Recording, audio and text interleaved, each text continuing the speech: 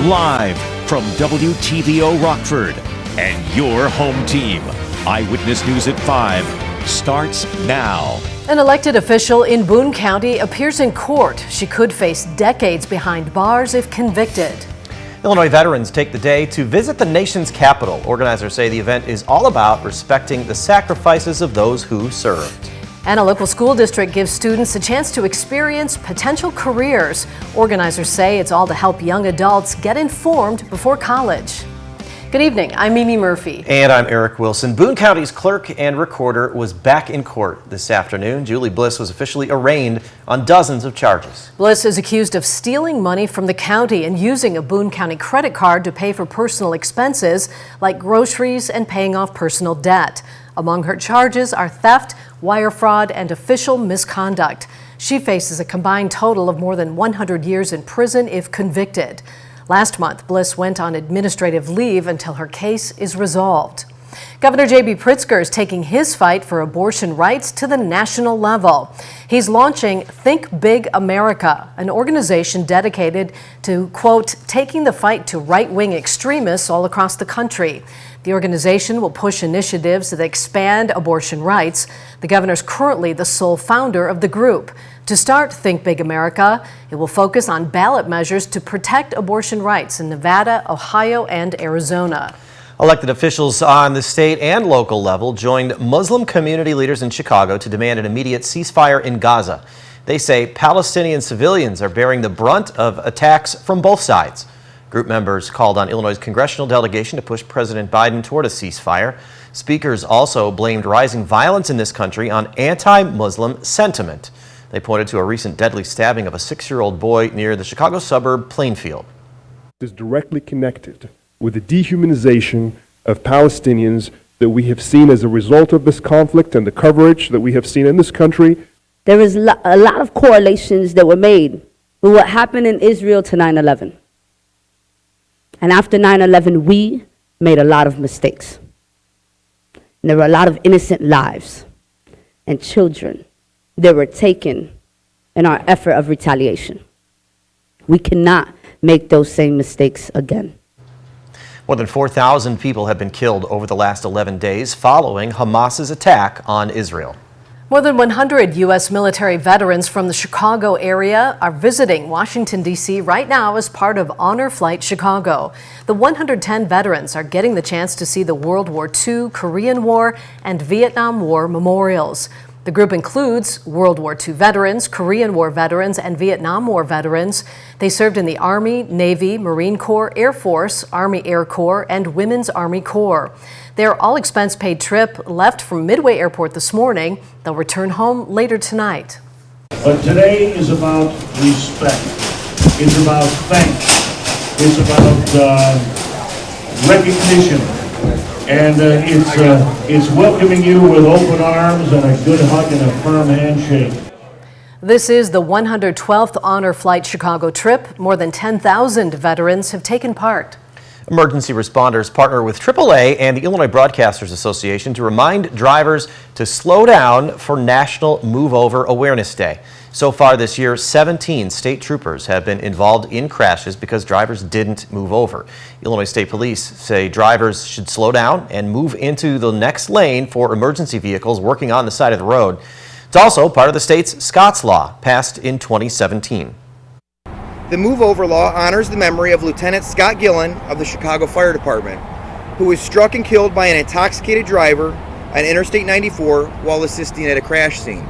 First responders, emergency personnel, and law enforcement officers across the state leave their homes every day to go to work and risk their lives protecting the motoring public on Illinois roadways. Please do your part to protect the people who protect you. National Move Over Day is this Saturday. Anyone caught violating Scott's Law in Illinois faces a fine of at least $250. Local high school students get a sneak peek at potential career paths. It's part of what's become an annual event for Rockford Public Schools. Drea Baroni was there. And Drea, there were plenty of options to check out.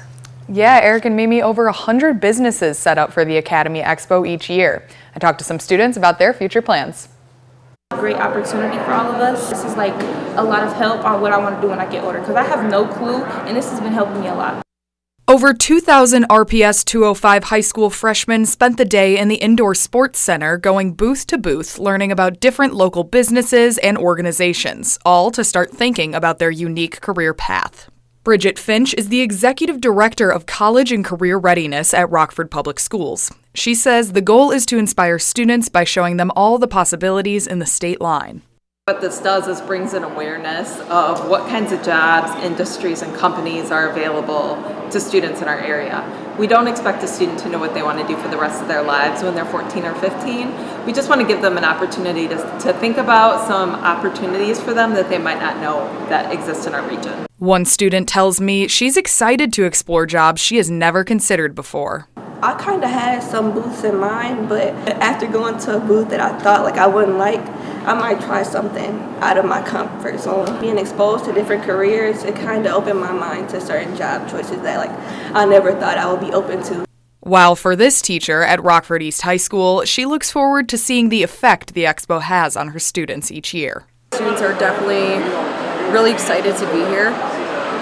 They're taking a look at everything and they're really taking it in, and I'm really excited to see in the coming weeks how our students use that to start thinking about classes for next year and generating ideas for what they maybe want to go to school for, what they want to do after high school. While this expo is over, organizers say the best thing for incoming freshmen is to come prepared with questions and have an open mind to all career paths. Mimi? All right, thanks, Drea.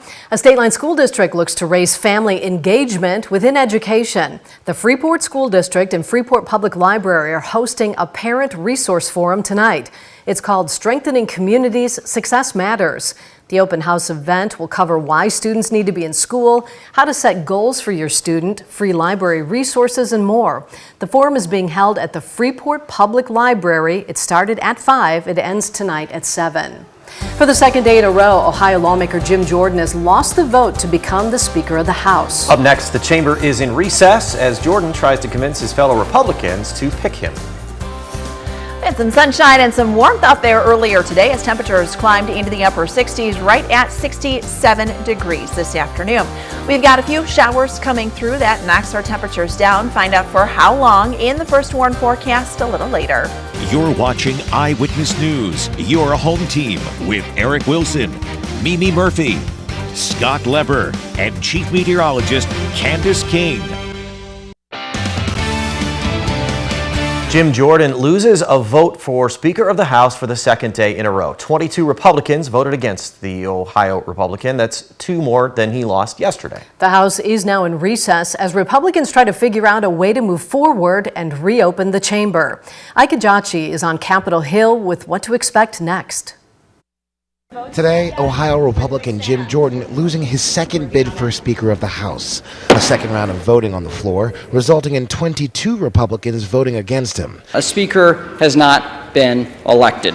Jordan did pick up 2 holdouts who switched their votes and one who didn't attend Tuesday's vote, but he lost the support of 4 other Republicans, meaning he went from 200 votes yesterday to 199 today.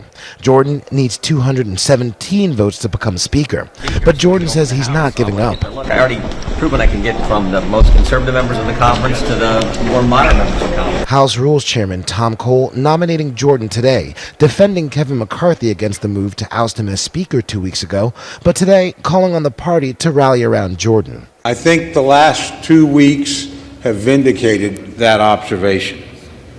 But we have a chance today to end that chaos and to end that uncertainty. Cole commending Jordan's work on committees and his stance on spending, immigration, and more. Jordan, however, has not authored a single bill in his 16 years in the House.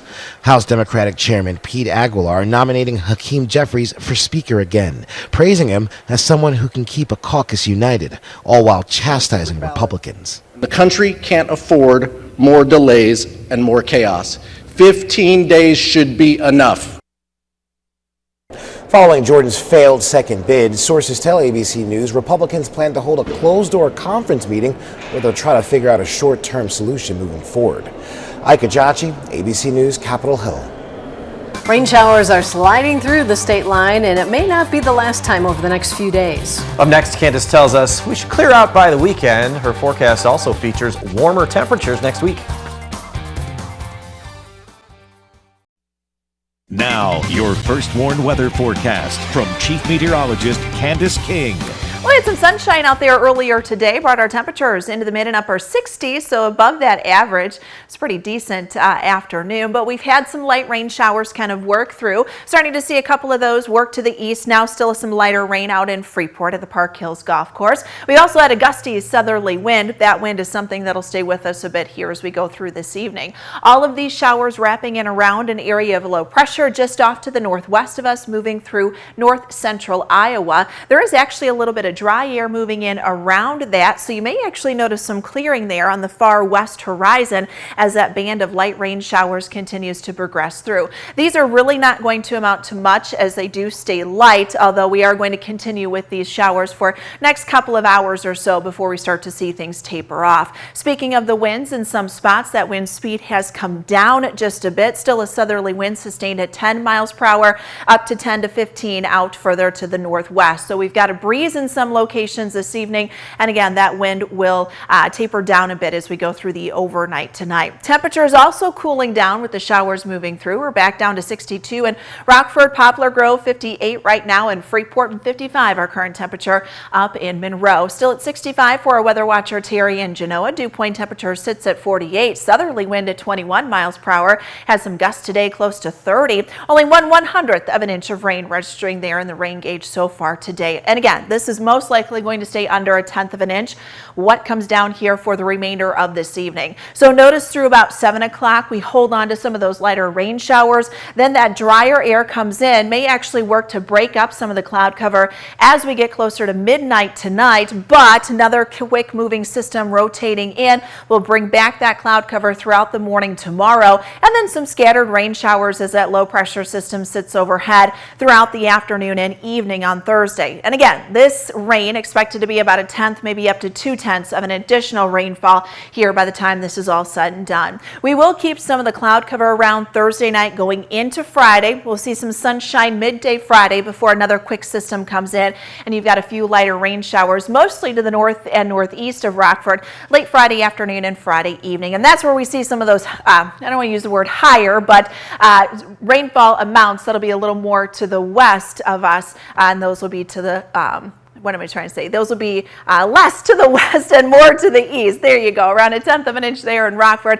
You're close to 2/10 of an inch of additional rainfall in DeKalb and Rochelle, and just under that in Janesville. So 1/10, 2/10 up to 1/4 of an inch in whole from what comes down today through Thursday night and into Friday. 48 degrees, that's where we'll head for the overnight tonight. Temperatures will actually stay on either side of that 40-degree mark. Tomorrow we'll manage about 60 for the afternoon underneath a partly sunny sky. It will be breezy at times with a westerly wind coming in at about 25 miles per hour, and then you've got those scattered rain showers that'll be with us as well throughout the afternoon. Temperatures go up to 61 on Friday. We're back down for Saturday, Sunday. We hold on to the mid and upper 50s. Same thing for Monday too, but then we see those temperatures climb mid and upper 60s by the time we get towards next Tuesday, Wednesday. Could even be pushing close to 70 during that time as a pattern change is in the works. So we'll see those temperatures go up, and then on the backside, I think by the end of the week, those numbers will go back down. And I think as we get closer to Halloween, we could be looking at below average temperatures and quite a bit of a chill as we wrap up October and begin the month of November. Of course we are, because it's Halloween around here. Of course. That's what we expect now. Thanks, Candace. Scott's next with sports. Tyson Bagent is gearing up for his first NFL start with the Bears. And we'll get our first look at James Robinson in a Packers uniform.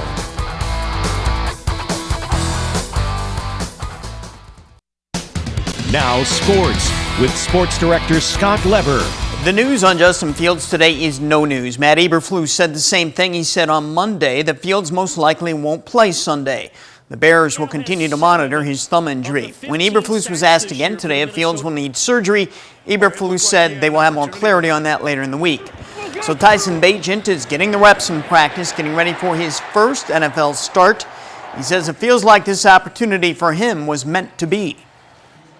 I think my life has been planned out for me ahead of time. I think that everything that happened, that has happened and will happen, was already set in stone to happen. And I think that, coming from where I come from, I've pretty much beat every odd that there was for me. So, I got nothing to lose. I'm just, I'm going to go out there and, fight with these guys to the death.